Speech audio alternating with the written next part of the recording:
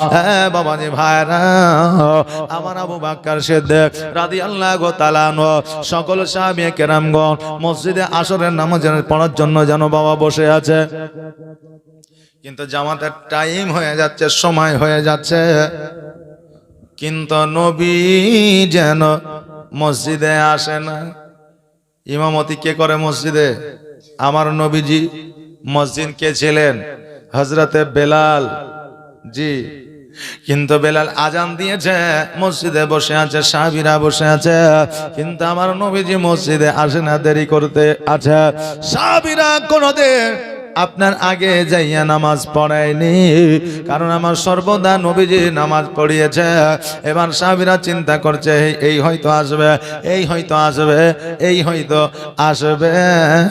এবার সময় যখন অতিবাহিত হয়ে যায়, আসরের ওয়াক্তটা হয়তো ঢিলা হয়ে যাচ্ছে, তখন সাহাবীরা বলল, এই আবু বকর তুমি দয়া করে নামাজটা পড়াইয়া দাও, তুমি আর দেরি করিও না। আবু বকর বলে, শোনো গো, যেই জায়গায় আমার নবীজি দাঁড়িয়েছে ওই জায়গায় আমি আবু বকর কেমন করে দাঁড়াবো? এবার সাহাবীরা বলল, শোনো, আমার নবী তোমাকে প্রথম খলিফা বলে ঘোষণা করেছে, আজকে আমার নবী যেই দিন আড়াল হয়ে যাবে সেই দিন তোমাকে এই জায়গাতে দাঁড়াতে হবে। আরে বাবা গো, আজকে মসজিদে আমার আবু বকর সিদ্দিক রাদিয়াল্লাহু তাআলা আনহু নামাজে দাঁড়িয়ে গেল, এইদিকে একামত শুরু হয়ে গেল। আল্লাহু আকবার বলে কানে হাত দিয়ে যেন হাত বেঁধে নিল। এবার সূরা ফাতিহা আলহামদুলিল্লাহি রাব্বিল আলামিন আর রহমানির রহিম মালিকি ইয়াউমিদ্দিন ইয়্যাকা না'বুদু ওয়া ইয়্যাকা নাস্তাঈন, এইভাবে যেন বাবা সূরা তেলাওয়াত করতে আছে। হঠাৎ করে আমার আবু বকর সিদ্দিক যেন কাবা ঘরের দিক থেকে মুখ ঘোরায়া পেছনের দিকে যেন তাকিয়েছে। জোরে বলেন সুবহানাল্লাহ। বাবা যে ভাইরা, এবার সকল সাহাবীরা বলে, এই আবু বকর আজকে কাবার দিক থেকে মুখ ফিরায়া এই দিকে কেন নিয়ে যা? কেন না কাবার দিক থেকে মুখ ঘোরায়া নিলে নামাজ আল্লাহর দরবারে কবুল হবে না, অতএব তুমি পেছনের দিকে কেন তাকিয়েছ? আবু বকর বলে, সাহাবীরা রে, আজকে আমি কাবার দিকে তাকায়াছিলাম, এটা ঠিক, কাবার দিকে লক্ষ্য করে নামাজ পড়ছিলাম, এটা ঠিক, আজকে আমি পেছন দিকে তাকিয়েছি এই কারণে যে কাবায় আছে আমার পেছনে, তাই আমি কাবা বাদ দিয়া কাবার দিকে তাকিয়েছি। জোরে বলেন সুবহানাল্লাহ।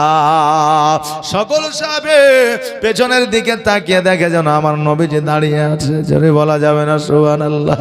এবার আবু বকরকে আমার নবীজি প্রশ্ন করে, আবু বকর তুমি নামাজ পড়াইতেছিলে, আজকে আমি পেছনে এসে দাঁড়িয়েছি, তুমি কেমন করে বুঝতে পারলে? আবু বকর বলে, ইয়া রাসূলুল্লাহ, নবী গো, আজকে আমি আপনার কাছে সর্বদা সর্বক্ষণ থেকেছি, আজকে আমি নামাজে দাঁড়িয়ে আছি ঠিকই, কিন্তু আমার মন বলতে আছে আমার নবী আসবে। আপনি যেমনই এসেছেন, আপনার শরীরের যে খুশবু আমি আবু বকর পেয়েছি, আর আমি চট করে আপনার দিকে তাকিয়েছি যে আমার নবী পেছনে দাঁড়িয়ে আছে। বাবারে, মসজিদে যারা যেইভাবে নিয়াত করে নামাজ পড়তে যায় তাদের সেই রকমই নিয়াত হয়, যতই নিয়াত করুক না কেন ট্রান্সলেশন একই জায়গায় এসে যায়। আপনি বলবেন এটা আমার কেমন কথা হুজুর? কারণ আমরা সবাই নামাজ পড়তে যাই, 10 জন আসরের নামাজ জামাতে পড়লে আমিও পড়ি, 10 জন মাগরিবের নামাজ জামাতে পড়লে আমিও পড়ি। হে বাবা, 10 জন নামাজি মসজিদে আছে ঠিকই, কিন্তু 10 প্রকারের নামাজি আছে। আপনি বলবেন হুজুর নামাজ তো একই, সূরা তো কোরআনের, অতএব 10 প্রকার কেমন করে হয় একটু বলে দিয়ে যায়। বাবারে, কেউ অহংকার নিয়ে মসজিদে নামাজ পড়তে যায়, কেউ লোক দেখানো মসজিদে নামাজ পড়তে যায়, কেউ আল্লাহকে রাজি করার জন্য মসজিদে নামাজ পড়তে যায়, কেউ আপনার ভালো বউ পাবে, বিবি পাবে বলে মসজিদে নামাজ পড়তে যায়, কেউ আপনার অত্যাচারে জুলুমের চোটে নামাজ পড়তে যায়, কারণ বুড়া হয়েছে বাড়ির বৌমারা দেখতে পারে না, বাড়িতে বসে বসে শুধু খাবে, এক ওয়াক্ত নামাজও পড়তে যায় না। এই কথার ভয়ে মসজিদে নামাজ পড়তে যায়। এইরকম মুসল্লি আছে, মুসল্লি বহু প্রকারের আছে। আল্লাহর ঘরে নামাজ পড়তে যায় বলে আল্লাহকে যে ভয় করে, আল্লাহকে যে রাজি করার জন্য নামাজ পড়ে, এটা বাবা কথা নয়। আজকে আপনি যতই ভালো নিয়াত করেন না কেন, আজকে আপনার মনে যদি খারাপ উদ্দেশ্য থাকে, কাউকে যদি রাজি করার জন্য নামাজ পড়তে যা, কাউকে লোক দেখানো যদি নামাজ পড়তে যা, আপনার অটোমেটিক নিয়াত পরিবর্তন হয়ে যাবে। বাবারে, যারা আসলে নামাজে আল্লাহকে যারা রাজি করবে, তারা নামাজের নিয়াত করবে, নাওয়াইতু আন উসাল্লিয়া লিল্লাহি তাআলা রাকাতাস সালাতে। আজকে বাবারে আসর, জোহর, নাম, মাগরিব, এশা, ফজর যেই নামাজ পড়বেন সেই নামাজের নিয়াত করবে। বর্তমানে যারা জালাতে নামাজ পড়ে, তারা বাবা নিয়াত করবে, নাওয়াইতু আন উসাল্লিয়া লিল্লাহি তাআলা রাকাতাস সালাতে। ছেলে বৌমার জ্বালাতে আমিও পারি না, ইয়ারাও ছাড়ে না। আল্লাহু আকবার। অটোমেটিক ট্রান্সলেশন হয়ে যাবে, চিন্তার কিছু নাই, যতই ভালো নিয়াত করে।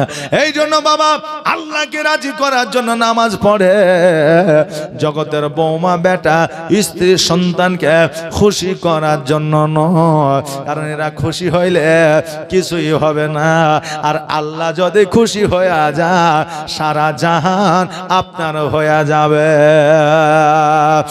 বাবাজি ভাইরা, আমার মায়না আবু বকর বলতে যাই, ইয়া রাসূলুল্লাহ, আপনার শরীর যে ঘা, ওই ঘ্রাণটা আমি শোনার পরে আমি বুঝে গিয়েছি নবী গো, আপনি আমার পেছনে দাঁড়িয়ে আছে, আমি কেমন করে কাবার দিকে তাকায়া থাকতে পারে আপনাকে আমার পেছনে রেখে। মহব্বত কাকে বলে রে বাবা, একবার দেখা। তবে নবী গো, আপনি কেন এত দেরি করলেন আসতে? আমার দয়ার নবী বলে, আবু বকর শোনো, আজকে আমার শরীরটা অনেক অসুস্থ। আমার নবী জিন্দেগিতে 3 বার অসুস্থ হয়েছিলেন, তবে 2 বার বিছানাগত হওয়ার পরে আবার উঠে দাঁড়িয়েছিলেন, আর 3 বার বিছানাগত হওয়ার পরে আর দ্বন্দ্ব ঈমান হয় না। ইহ জগৎ ছেড়ে পর জগৎ গমন করেছিলেন। বাবা, আমার দয়ার নবী বসতে বলতে যা, আবু বকর শোনো, আমার শরীরটা বড় অসুস্থ, আমি বিছানায় শুয়েছিলাম, আমি বুঝতে পারলাম মসজিদে যাইতে পারবো না, আমার দাঁড়িয়ে থাকার মতো ক্ষমতা নয়। আবু বকর শোনো, এই জন্য আমি মসজিদে ছিলাম। আমি চিন্তা করলাম আমার সাহাবীরা নামাজ পড়ে নিবে, কিন্তু আমার মন মানলো না। আমি আয়েশাকে বললাম, আয়েশা, আমাকে একবার মসজিদে নিয়ে চলো, আমি মসজিদে যাব। আয়েশা বলল, ওগো প্রাণের স্বামী, আপনি তো ঠিক মতো দাঁড়াইতে পারছেন না, আপনি মসজিদে গিয়ে কি করবেন? আপনি তো নামাজও পড়াইতে পারবেন না।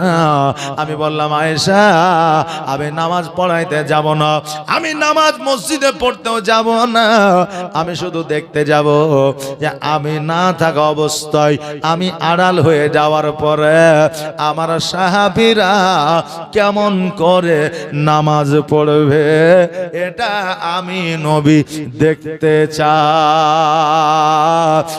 আবু বকর শোনো, এই জন্য আমি দেখতে আসলাম, কিন্তু তোমরা নামাজ শিখি পড়তে আসো, তোমরা নামাজ আল্লাহকে রাজি করার জন্য পড়তে আছো।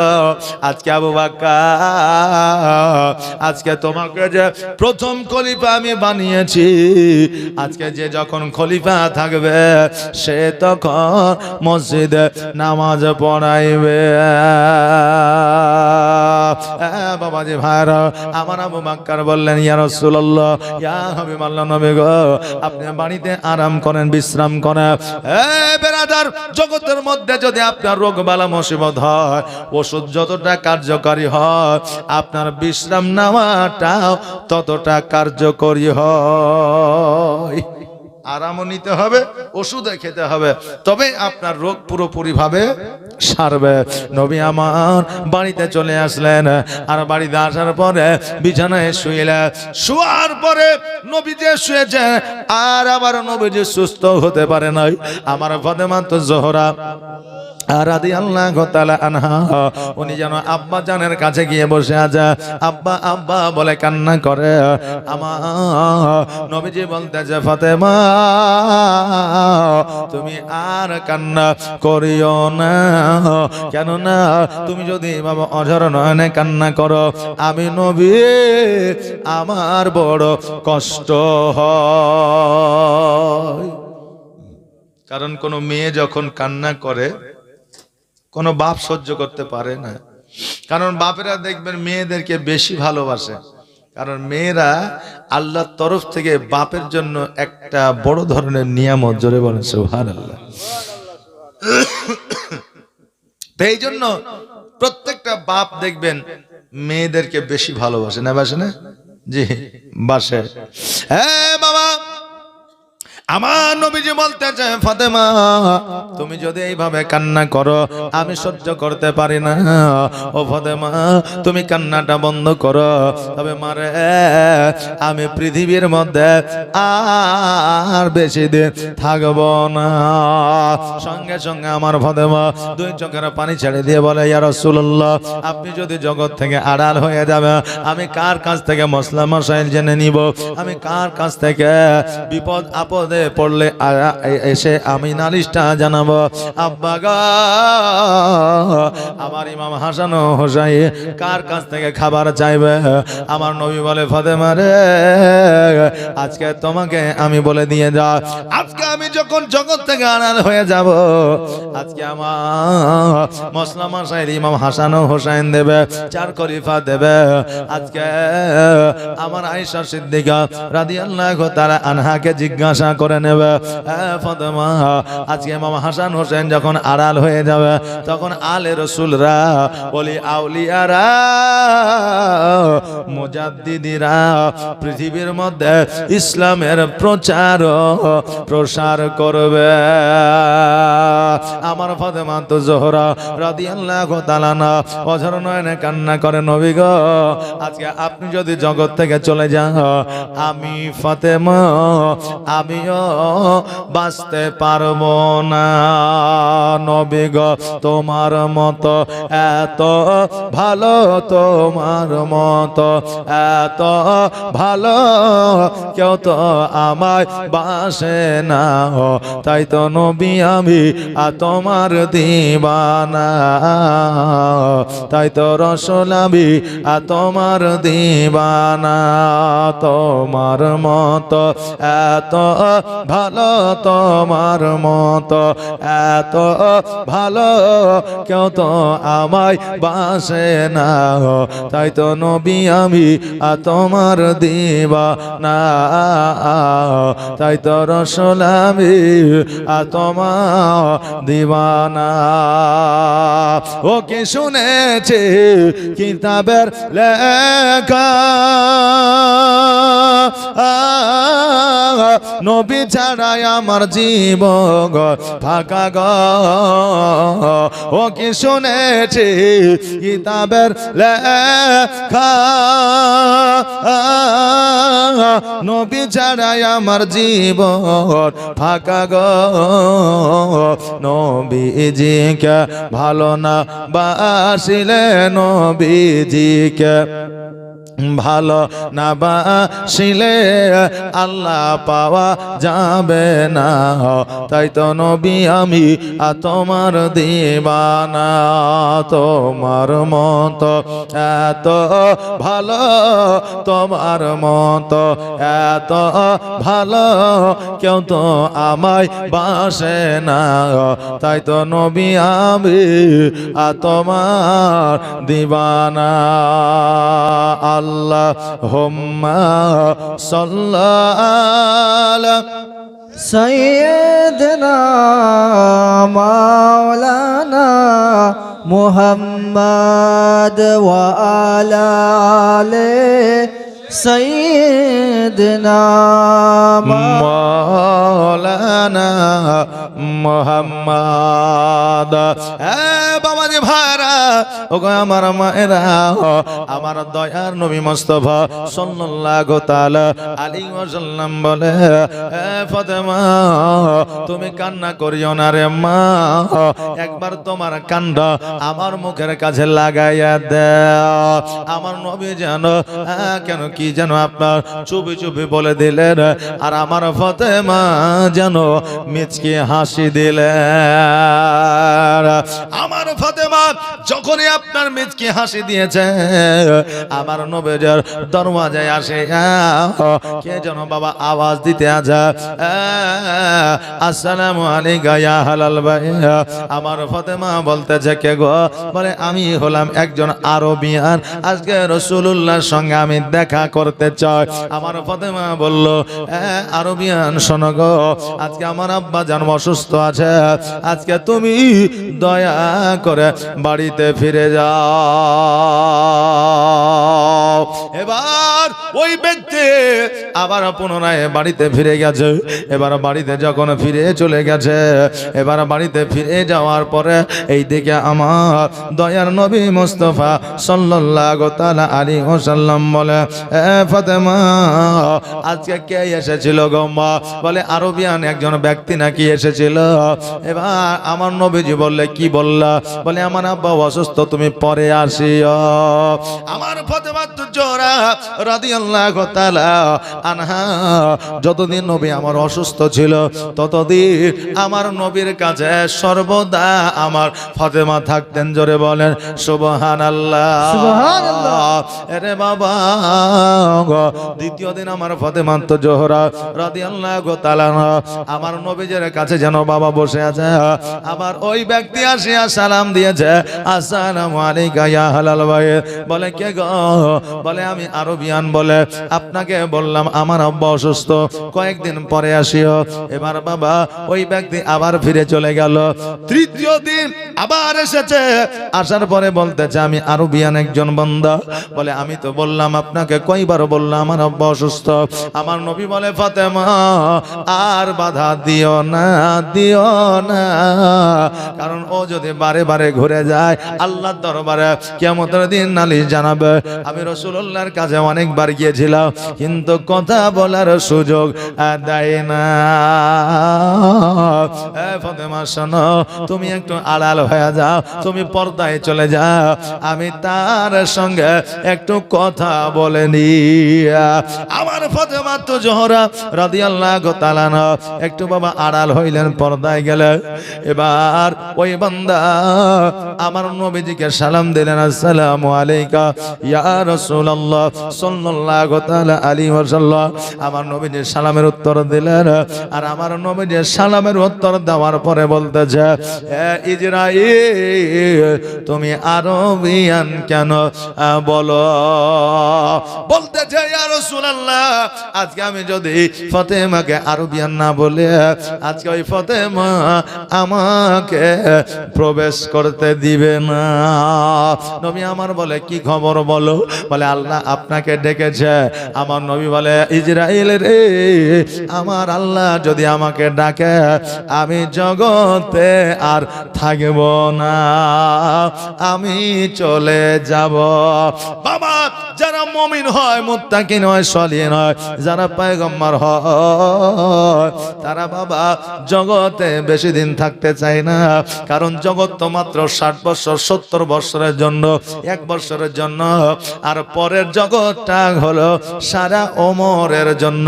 জোরে বলেন সুবহানাল্লাহ, সুবহানাল্লাহ। এই জন্য মুমিনেরা জগতের মধ্যে থাকতে চায় না, আর কমিনেরা শুধু চায় আল্লাহ তুমি আমাকে বাঁচাইয়া রাখো। বাবা যে ভাইরা, আমার মায়েরা, এবার আমার নবীজি বলতেছে আল্লাহ যখন ডেকেছে আমি চলে যাব। এখন আমাদেরকে যদি ওই ইসরায়েল এসে বলতে পিয়ারুল মৌলবী চলো, কেন? বলে আল্লাহ ডেকেছে। তা আমি বলতাম দাঁড়াও, আমি 2 দিন জাল চালিয়ে রেখেছি কোলানে, জালসাটা কমপ্লিট করব তারপরে যাব। দেখি ফেলে আপনাকে যদি বলতো, আপনি বলতেন মাঠে ধান লাগিয়েছি, ধানটা কাটবো, পোতাপুতিনের বিয়ে দেব, নাতি নাতনি চেহারা দেখব, তারপরে যাব, বলতাম কি বলতাম না? ডেটের পরে ডেট দিতাম। এই জন্য আল্লাহ মমিনদের সুযোগ দিয়েছে, কমিনদের বাবা সুযোগ দেয় না। বেরাদান মিল্লাত ইসলামীয়, আজকে হযরত ইসরাইল আলাইহিস সালাম বাবা আমার নবীজির পাশে বসে আছে, আর নবীজির সঙ্গে যেন কথাবার্তা বলতে আছে। নবী আমার বলতেছে, ইসরাইল আমার তো জান কবজ করবা, তার আগে একটা কাজ করো, আমার উম্মাদের জানটা কেমন করে কবজ করবা সেইটা আমার সেইটার মতো করে আমার জানটা আগে কবজ করো, তারপরে আমারটার মতো করে করবা। হযরতে ইসরাইল আলাইহিস সালাম আমার নবীজির জানটা কবজ করলে উম্মাতির মতো করে, তারপরে জানটা আবার ফিরাইয়া দিলে, সঙ্গে সঙ্গে আমার নবীজি বড় বড় নিঃশ্বাস নিয়ে বলল, ইসরাইল শোনো গো, আজকে এইভাবে যদি আমার উম্মাতের জানটা কবজ করো, আমার উম্মাতি সহ্য করতে পারবে না। ইসরাইল বলে, ইয়া রাসূলুল্লাহ, আল্লাহ তাবারাক তাআলা ভালো জানে। আমার নবীজি আল্লাহর দরবারে হাত দোকানে তুলে বলে, আল্লাহ, আজকে ইসরাইল যখন আমার বুকের উপরে হাত রাখলো, সারা পৃথিবীর পাহাড় পর্বত আসমান জমিন যেন আমার বুকের উপরে চেপে বসলো। আল্লাহ গো, এত ব্যথা বেদনা যন্ত্রণা আমার উম্মাতি সহ্য করতে পারবে না। ও গো আল্লাহ, দয়া করে আজকে আমার উম্মাতি মরণটাকে আসান করে দাও। আল্লাহ বলে, হাবিব গো, আপনার দোয়া কোনোদিন ফিরায় দিই না, কিয়ামত পর্যন্ত ফিরায় দিব না। তবে হাবিব, আপনার যারা গুনাহগার উম্মাতি হবে তাদের জানটা কষ্টকর ভাবে কবজ হবে, আর যারা মুমিন হবে তারা মৃত্যু বরণ করবে, তারা নিজে জানতে পারবে না। বাবাজি ভাইরা, আমার মায়েরা, আমার নবী মুস্তাফা সাল্লাল্লাহু তাআলা আলাইহি ওয়াসাল্লাম দোয়াটা আপনার দোয়াটা কমপ্লিট করলে এবার বলে, ইসরাইল এবার আমার জানটা তুমি নিয়ে যাও। ইসরাইল আলাইহিস সালাম জানটাকে নিয়ে, প্রাণ পাখিটাকে নিয়ে আজকে উনি আসমানের দিকে যেন ঊর্ধ্বগমন হইলেন। এবার আল্লাহকে গিয়ে বলে, আল্লাহ গো, আজকে নবীজির প্রাণ পাখিটা কোথায় রাখবো? বলে, জান্নাতে রেখে দাও। এবার ইসরাইল বলবে যে, আল্লাহ, আমার নবীজি জুতো মুবারক পরিধান করে জান্নাতে প্রবেশ করেছে, আমার নবীজির দিল প্রাণ অন্তরটা কেমন করে জান্নাতের মধ্যে রাখতে পারি? বলে, আরশে আজিমে রেখে দাও। বলে, ওই জায়গা নবী জুতো পরিধান করে গিয়েছিল মেরাজে।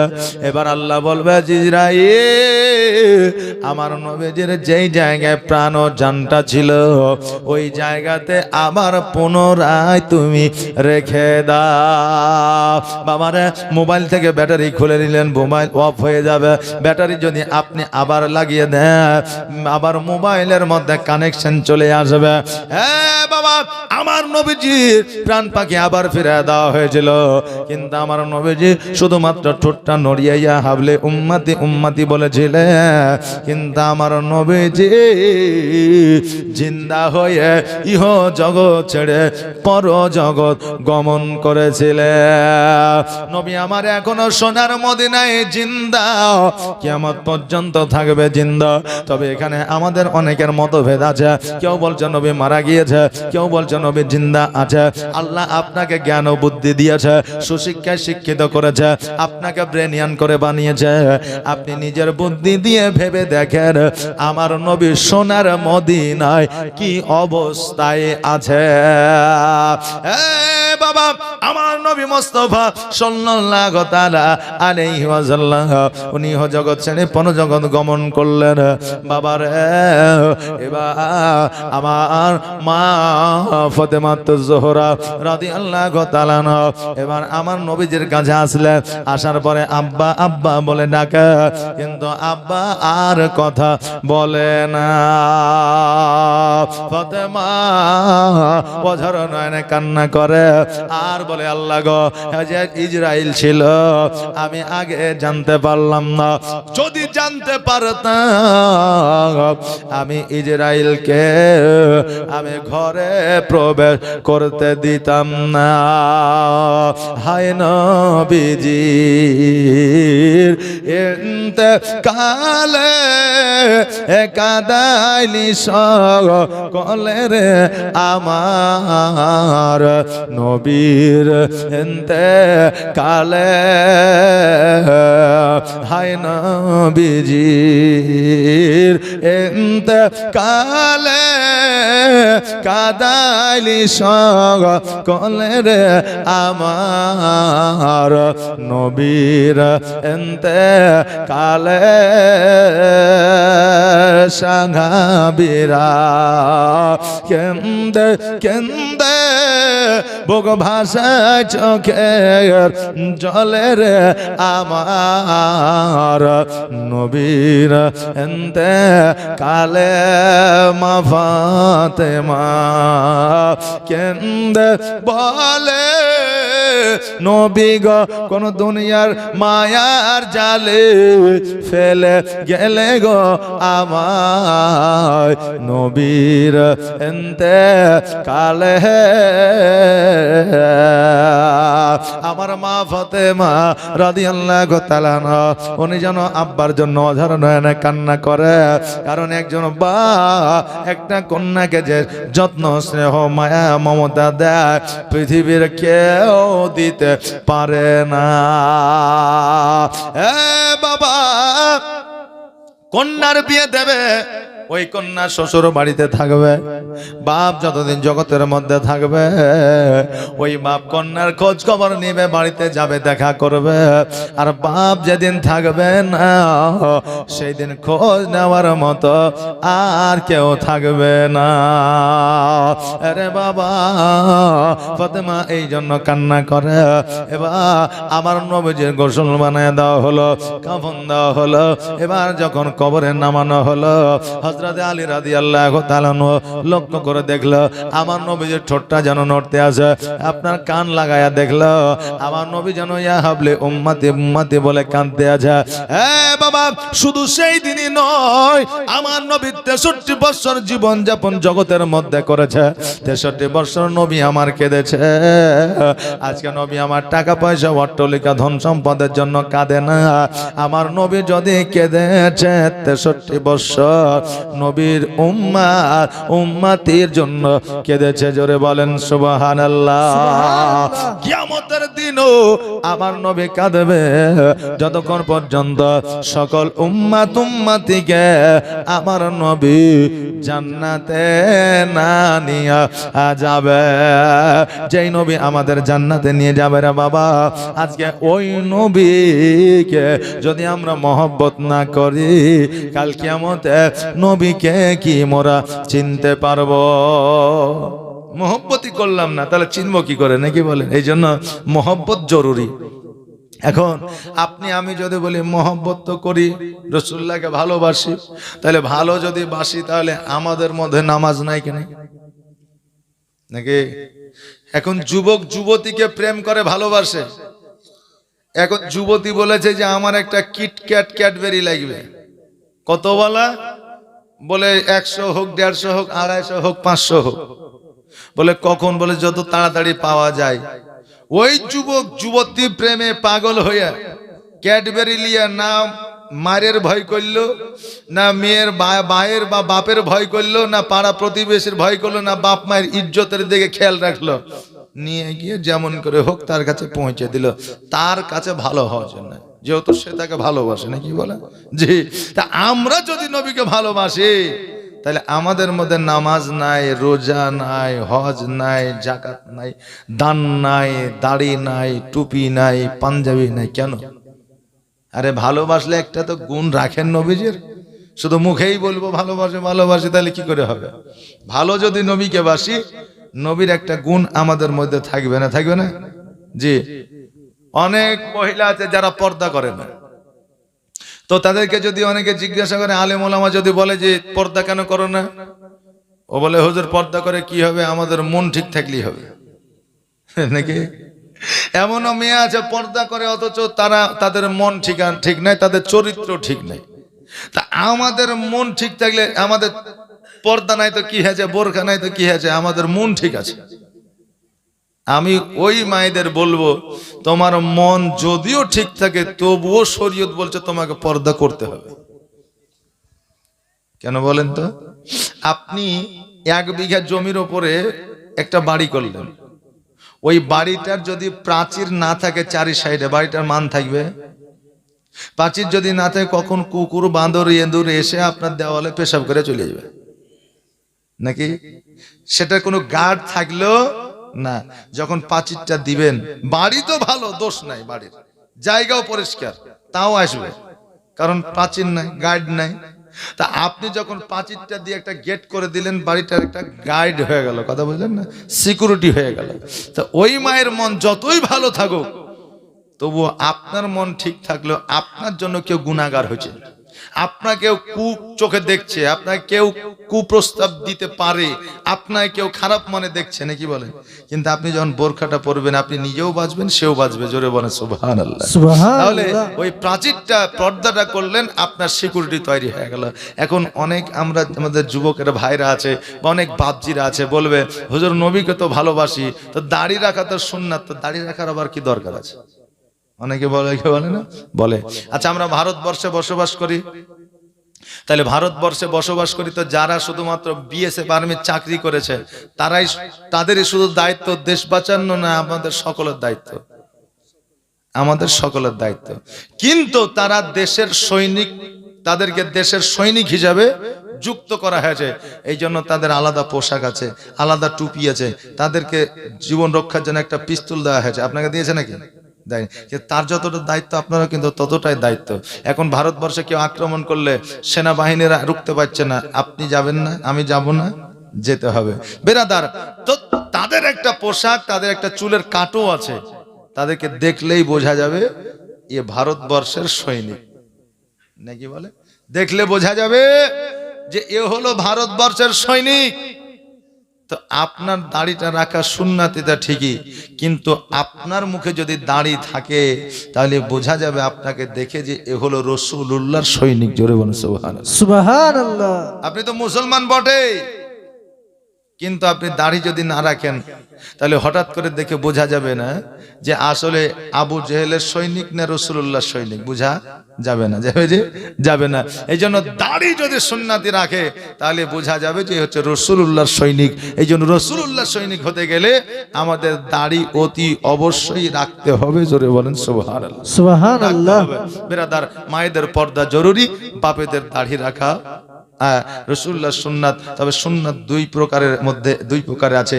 এটা জরুরির মধ্যে যে সুন্নাতটা, সেইটা দাড়ি রাখলে আপনার ভালো বেরাদার। তাই আমাদের দাড়ি রাখতে হবে, রাসূলুল্লাহর সৈনিক হইতে হবে। তাই আমি বলতেছিলাম যে আজকে নবীকে মহব্বত করলেন না, আগামী কালকে আপনি কিয়ামতের দিন দাঁড়িয়ে থাকবেন, রাসূলুল্লাহকে চিনতে পারবেন না। রাসূলুল্লাহ বলবে আমার উম্মতির গুনাহ মাফ করে দেন, আমার গুনাহগার উম্মতিকে নিয়ে আমি জান্নাতে যাব। কিন্তু লাইন দিয়ে যে যাবে, তা আপনি ওই লাইনটাই চিনতে পারবেন না, মহব্বত যদি না থাকে। এখন আপনি কোনো দিন কোনো সময় আপনি ভিডিওতে যান না, তাহলে ভিডিওতে ডিপার্টমেন্ট আলাদা আছে না নাই? একই তো, সরকারি তো কাজ হয়, বেসরকারি তো হয় না, সরকারি কাজই হয়। কিন্তু দেখবেন ইমাম ভাতা যারা দিবে সেই টেবিল আলাদা আছে, লক্ষ্মী ভান্ডারে যারা কাগজ দিবে সেই টেবিল আলাদা আছে, জমি জায়গার যারা ইয়েতে থাকে তাদের টেবিল আলাদা আছে, তারপরে আপনার বিভিন্ন টেবিল আছে, আলাদা আলাদা স্টাফ আছে। আপনি কোনোদিন যদি না যান, ওই সম্পর্কে আপনার অভিজ্ঞতা যদি না থাকে, তাহলে আপনি যে কোন টেবিলে যাবেন এটা খুঁজে পাবেন না। একবার এই টেবিলে যে এটা কি অমুক টেবিল, না না না না, ওই দোতলা চলে যান, দোতলায় চলে গেলে এটা কি অমুক টেবিল, না না না না, আপনি তিনতলা চলে নাকি বল, আপনাকে পেরেশানি হতে হবে। তাই দাড়ি রাখেন, রাসূলুল্লাহকে মহব্বত করেন, কিয়ামতের দিন আপনাকে পেরেশানির মধ্যে যে পড়তে হবে না। একবার এই লাইন ধরবেন, একবার ওই লাইন ধরবেন, একবার ওই লাইন ধরবেন, কারণ কিয়ামতের দিন তো কয়েকটা লাইন থাকবে, একটা জান্নাতি লাইন, একটা জাহান্নামী লাইন। যে একটা আপনার জান্নাতও নয় জাহান্নামও নয়, এই একটা লাইন। আপনি বলবেন জান্নাত নয় জাহান্নামও নয়, এখানে কি মানুষ যাবে? হ্যাঁ যাবে। জান্নাতও যাবে না, জাহান্নামও যাবে না। এমন একটা জায়গা আছে যেখানে জান্নাতেরও সুখ নাই আর জাহান্নামেরও আযাব নাই। এক কথা, ওই জায়গায় সুখও নাই, শান্তিও নাই। না বসে আরাম পাবেন, না দাঁড়িয়ে আরাম পাবেন। দেখবেন হাঁটুতে যদি খাম হয়ে যায়, হাঁটু বুঝেন তো, চলতে গিয়ে হাঁটু যদি খাম হয়ে যায়, তো হাঁটু নিয়ে আপনি বসলেও কষ্ট পাবেন, দাঁড়াইলেও কষ্ট পাবেন, নাকি? মানে এটা কাজের জায়গা। তো এমন একটা জায়গা রাখবে, আপনি সুখও পাবেন না, শান্তি, এরকম একটা জায়গা আছে। তো কোনটা কোন লাইন আপনি এটা আপনি খুঁজে পাবেন না। হ্যাঁ বাবা, আমার নবী মুস্তাফা সাল্লাল্লাহু তাআলা আলাইহি ওয়াসাল্লাম উম্মতি উম্মতি বলে কান্দে। আমার হযরত আলী রাদিয়াল্লাহু তাআলা আনহু বলে, ওগো আমার নবীর সাহাবীরা শোনো গো, আমার নবী যেন ইয়া হাবলি উম্মতি উম্মতি বলে আমার নবীর ঠোঁট মোবারকটা নড়তে আছে। এবার আবু বকর সিদ্দিক, উমরে ফারুক যেন বাবা লক্ষ্য করে দেখল, আর তিনারা যেন অঝর নয়নে কান্না করলে। শুধু উমরে ফারুক, হযরত আবু বকর সিদ্দিক, আলী, ওসমান নয়, মদিনার মধ্যে, আরবের মধ্যে যত মানুষ ছিল, ছোট্ট থেকে বুড়া পর্যন্ত, বাচ্চা থেকে আপনার বুড়া পর্যন্ত, নারী পুরুষে সকলে যেন আমার নবীর শোকে পাগল হয়ে গেল। একদিন নয়, 2 দিন নয় রে বাবা, 1 সপ্তাহ ধরে মানুষের বাড়িতে রান্নাও হয় নাই, খাওয়া দাওয়া হয় নাই, মসজিদে নামাজও পড়তে যাই নাই, মসজিদে আজানও পর্যন্ত হয় না, কারণ নবীর জন্য বেলাল পাগল হয়ে গেছে। আজান মসজিদে কে দেবে? বাবারে, আপনি বলবেন তবে রান্না বান্না হয় না, বাচ্চা তো ছিল, বাচ্চারা কি খেয়েছে? তারা তো সেই সময় বুঝতো না নবী কি জেনে, নবীকে একে কেমন করে জগৎ আসলো এরা তো বুঝতো না, তবে তারা কি খাওয়া দাওয়া করে না? বাবারে, আজকে তারা তো দূরের কথা, যারা 6 মাস 3 মাসের বাচ্চা মায়ের কোলে ছিল গো, তারা মায়ের দুগ্ধ পর্যন্ত পান করে নাই। জোরে বলেন সুবহানাল্লাহ। বাবাজি ভাইরা, এবার সবাই যেন পাগল বেশে রাস্তায় ঘরে নবী নবী করে, কিন্তু নবী যেন আসে না। বেলাল আবু বকরের সঙ্গে দেখা হয়ে গেল। এবার আবু বকর নবী নবী পাগল হয়ে ঘরে, বেলাল যেন পাগল হয়ে ঘরে। বেলাল বলতেছে, আবু বকর আজকে আমি মদিনায় থাকতে চাই না। বলে, কেন থাকতে চাও না? বলে, মদিনায় আমার ভালো লাগে না। আবু বকর বলল, মদিনায় কেন ভালো লাগবে না? মদিনা আমার নবীর দেশ, মদিনায় আমার নবী চলেছে, মদিনায় আমার নবীর স্মৃতি আছে, আর মদিনায় তোমাকে ভালো লাগে না, এটা তুমি কেমন করে বলো? আবু হযরত বেলাল 2 চোখের পানি ছেড়ে দিয়ে বলে, আবু বকর শোনো রে, আজকে যেই পথ দিয়ে চলি ওই পথে নবী চলেছে, আমার নবীকে মনে পড়ে যায়, আমি বেলাল সহ্য করতে পারি না। আজকে যেই মেম্বারে আজান দিয়েছি, নবীকে নবীকে দাঁড়িয়ে থাকতে দেখেছি, আমি আজান দিয়েছি, আমার নবীকে দেখতে পাই না, আমি আজান দিতে পারি না। আজকে মসজিদে নবী ইমামতি করেছে, আমি পেছনে একামত দিয়েছি। ওগো আবু বকর, আজকে মসজিদে গেলে নবীর কথা মনে পড়ে যায়, আমি বেলাল থাকতে পারি না। এই জন্য মদিনা ছেড়ে যতদিন জীবনে বাঁচব, নবী নবী করে জঙ্গলে কাটায়া দিব। বেলাল এবার যেন জঙ্গলের দিকে চলতে আরম্ভ করলো। সেই আমলে ওইটা জঙ্গল ছিল, এখন বর্তমানে সিরিয়া আর বাবা মিশরের মিডল হয়ে আছে। বাবারে, ওই দিকে যেন চলতে আরম্ভ করে যায়, এই দিকে সবাই নবী নবী করে নবীর সঙ্গে পাগল হয়ে আছে। ইমাম হাসান ও হুসাইন রাদিয়াল্লাহু তাআলা আনহু 2 ভাই এক জায়গায় হয়ে যায়। বলে, ভাই রে, আজকে নবী আড়াল হয়ে গেছে, নামাজ বন্ধ হয়ে গেছে, আজান বন্ধ হয়ে গেছে, খাওয়া দাওয়া বন্ধ হয়ে গেছে, রান্না বান্না বন্ধ হয়ে গেছে, আজকে মানুষের মধ্যে মানুষের মহব্বত করা বন্ধ হয়ে গেছে, দেখা সাক্ষাৎ পর্যন্ত হয় না। আজকে যদি এই রকম চলতে থাকে ভাই, তবে দুনিয়া আর আগে যাবে না। আমার নবী যে তোফা দিয়েছে, আমার নবী যে মেসেজ দিয়েছে, ওই মেসেজ মানুষ আর গ্রহণ করবে না। হাসান বলল ভাই তবে কি করা যাবে? বলে বেলালকে খোঁজো। বলে কেন? বলে বেলালকে খুঁজে আজান দিতে বলো, আজান দিলে পুনরায় আমার নবীর সাহাবীরা মসজিদে আসবে, আর মসজিদে আসার পরে নামাজ পড়বে। আর নামাজ যদি একবার মসজিদে হয়ে যায় কিয়ামত পর্যন্ত দুনিয়াতে নামাজ চলবে। মসজিদে যদি একবার আজান হয়ে যায় কিয়ামত পর্যন্ত মসজিদে নামাজ চলবে। আর এখন যদি নামাজ বন্ধ হয়ে যায় তাহলে আর কেউ নামাজ পড়বে না। দেখবেন কিছু জিনিস আছে আগে হয়েছিল, কিছু জিনিস আগে হয়েছিল মিডিলে বন্ধ হয়ে গেছে। এখন যদি আবার কেউ চালু করে বললেন তাহলে মৌলবীরা নতুন নতুন হাদিস বাইর করে, এগুলো কোথায় ছিল? হ্যাঁ এসব ছিল না, দেখ একটা বিপদ শুরু হয়ে যাবে, হবে না বেরাদার? একটা চালু জিনিস সহজে বন্ধ করা যায় না, আর বন্ধ থাকা জিনিস হঠাৎ করে চালু করা যায় না। কথা বুঝলেন না? তো ইমাম হোসেন বলল আজকে যদি নামাজ বন্ধ হয়ে যায় কেউ নামাজ পড়বে না। জি, আর আবার যদি চালু করে দেওয়া যায় তাহলে নামাজ কিয়ামত পর্যন্ত বন্ধ আর হবে না। এবার বেলালকে খোঁজাখুঁজি আরম্ভ হয়ে গেল, কিন্তু বেলাল তো মদিনায় নাই। বেলালকে খুঁজতে খুঁজতে সারা মদিনা শেষ করে ফেললো।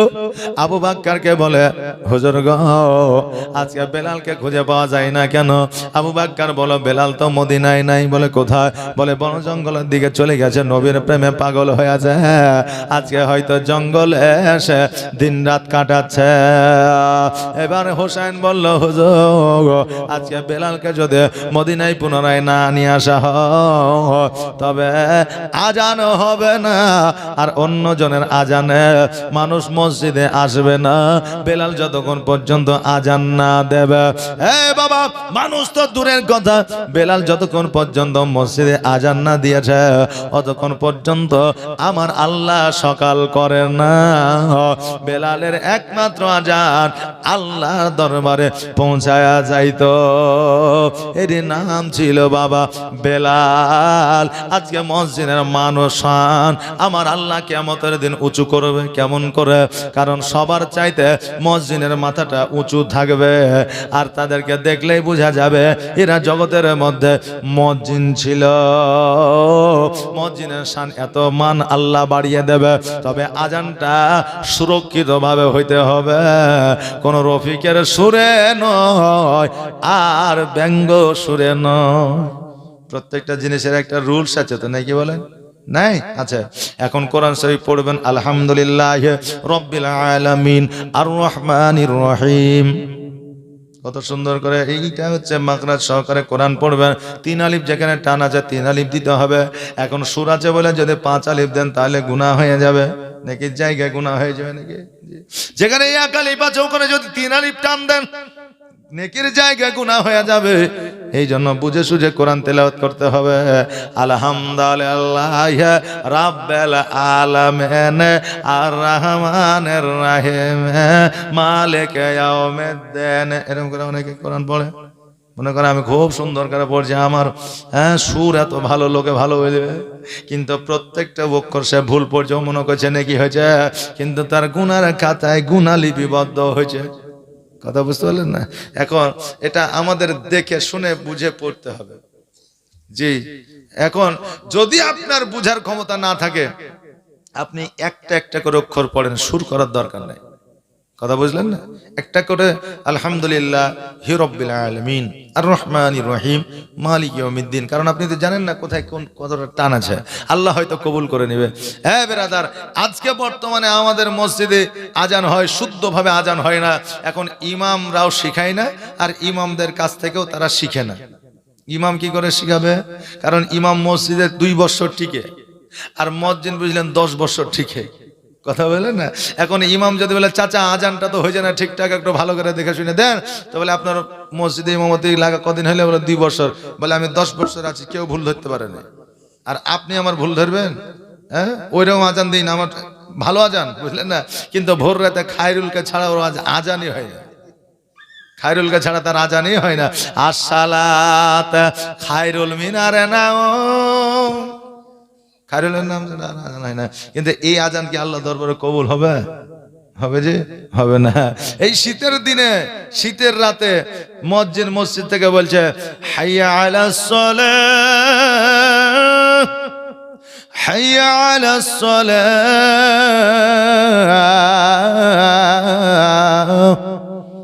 মুয়াজ্জিন বলছে হাইয়া আলাস সালাহ, আর আমরা ল্যাপ চাপা দিয়ে বলছি মসজিদ মুয়াজ্জিন আর ইমাম তোরাই চালা, আমাদের দরকার নাই, তোরাই চালা, আমরা যাচ্ছি না। বেরাদার, তো হাইয়া আলাস সালাহ নামাজের জন্য আহ্বান করছে, ডাকা হচ্ছে। আর আসসালাতু খায়রুম মিনার নাওম, মিনান নাওম এর অর্থ হলো ঘুমের চাইতে নামাজ উত্তম। কিন্তু আমরা এর যে ব্যাখ্যা অনুবাদ সেটাকে আমরা অন্যরকম ভাবে ব্যবহার করছি, মানে যেটা বলছে সেটার উল্টো চলছি। তাহলে সেই দিনে কিন্তু উল্টোই চালাবে, বলবে আল্লাহ জান্নাত কোন দিকে, তো বলে তোমার ডান দিকে, জাহান্নাম বাম দিকে। আপনি যখন জান্নাতের দিকে যাবেন বলে তো সারা জীবন উল্টে চলেছে, সোজা যাচ্ছিস কেন, আজও উল্টে যেতে হবে, কথা বললেন না? সারা জিন্দেগি উল্টে চললি আর আজ সোজা যাবি, তা হয়? আজকে উল্টে যেতে হবে। বেরাদার, এই জন্য আমাদের সিধা পথে চলতে হবে। আল্লাহ যেন সেই তৌফিক দান করে। হ্যাঁ বাবা, হযরতে হুসাইন রাদিয়াল্লাহু তাআলা আনহু, হযরতে হাসান রাদিয়াল্লাহু তাআলা আনহু, উনি যেন বন জঙ্গলের দিকে খোঁজাখুঁজি আরম্ভ করে দিয়েছে। খুঁজতে খুঁজতে খুঁজতে খুঁজতে হঠাৎ করে কানের মধ্যে যেন একটা আওয়াজ আসতে আছে, বেলাল যেন নবীর কালমা পড়তে আছে। হুসাইন যেন ওই জায়গায় যাওয়ার পরে দেখছে যেন বেলাল বসে আছে। হুসাইন বলছে বেলাল চলো মদিনায়। বলে কেন? বলে আজান দিতে হবে। বেলাল বলছে আমার দ্বারা হবে না। কেন? বলছে আমি আজান দিতে পারবো না, কারণ নবী না, আর নবী যদি না থাকে আমি সহ্য করতে পারবো না। হুসাইন বলে বেলাল আজকে তুমি কার সামনে কথা বলছো, এটা কি খেয়াল করেছো? বলে হ্যাঁ। বলে কে? আজকে হুসাইন তোমার সাথে কথা বলছে।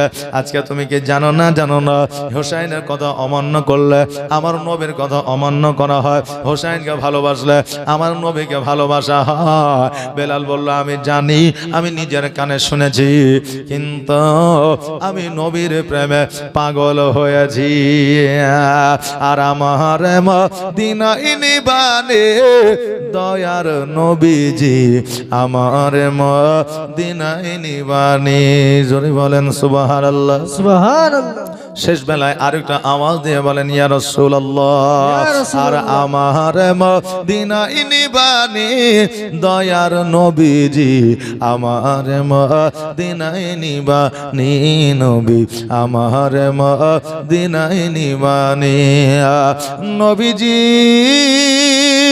আমার পাগল বানায়া আজ মদিনায় লুকায়া, আমার পাগল বানায়া আজ মদিনায় লুকায়া, অন্তরেতে অন্তরেতে মদিনার পরাণে নবী, অন্তরেতে মদিনার পরাণে দয়ার নবীজি, আমার মদিনায় নিবানি, তুমি আমার মদিনায় নিবানি দয়ার নবীজি, আমার মদিনায়